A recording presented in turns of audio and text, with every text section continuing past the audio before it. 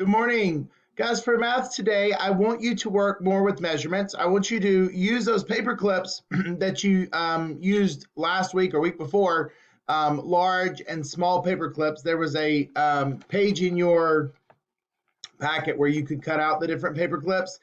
You could also use paper clips that you actually have at home, okay, if you remember.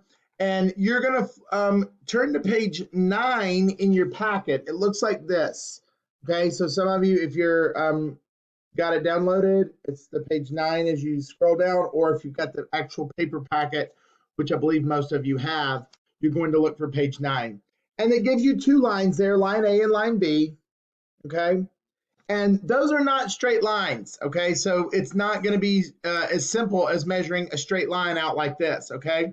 But you are going to line the paper clips up so that you can measure how long the line is. Okay, so let's look at line A there, okay? When I go to measure it, I'm going to use my paper clip. I don't know if this is going to work. Use my paper clip to measure the line, okay? There we go. So see, I'm going to line the paper clips up side by side so that I could measure the line. There's line A over there, all right?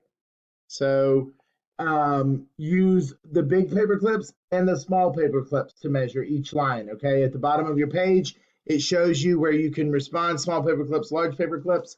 So the small paper clips are smaller, so it's going to take more of them to measure the lines. The large paper clips are bigger, it will take less of them. You're going to measure each line, and you're going to decide and tell me which line is longer. Is line A or is line B longer? Have fun with this challenge, guys, and I look forward to seeing your answers. Bye.